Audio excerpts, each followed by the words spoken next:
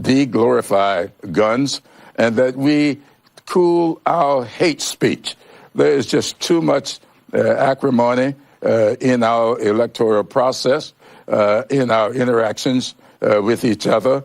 And we need some leadership on this from our political leaders, from the White House on down. I do believe that the climate in this country is pretty much dictated by our elected officials, and we ought to do what is necessary to calm some of that rhetoric. As you know, Congressman, the president quickly and forcefully condemned the shooting yesterday, but we also saw him this week doubling down on his reaction to the white supremacist rally in Charlottesville, Virginia, saying there were fine people on both sides. That was his comment then. And, of course, that was in response to former Vice President Biden's announcement video. Here's what the president said after that.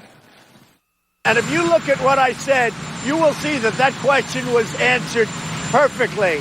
And I was talking about people that went because they felt very strongly about the monument to Robert E. Lee, a great general. Whether you like it or not, he was one of the great generals. The president doesn't seem to be backing away at all from those comments about Charlottesville. Oh, because I think he's expressing what's in his heart. The fact of the matter is, Robert E. Lee was a great tactician, was not a great person. Robert E. Lee was a slave owner and a brutal slave master. Thankfully, he lost that war. And I kind of find it kind of interesting. The president is now glorifying a loser. He always said that he hated losers. Robert E. Lee was a loser. And even if you could get beyond that, at the end of the Civil War, Robert E. Lee asked all of his comrades to lay down their guns and to furl those Confederate flags, and if my memory serves, and put them in your attics. So if the president is going to glorify Robert E. Lee, let's at least be consistent about it.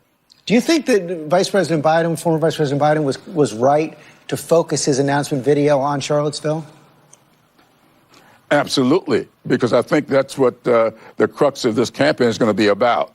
It's going to be about who can bring this country together. And for anybody who's running for the presidential nomination on the Democratic side, I think you've got to focus on bringing this country together on the domestic front, and you've got to think about our international relationships around the world. The fact of the matter is, Joe Biden getting into this race, I think allows us to bring into this discussion the foreign policy that is a problem for us these days. We have a president in the White House who is rupturing our relationships with our allies all around the world. And there are people out there who are saying they cannot trust the United States of America anymore to lead on foreign policy.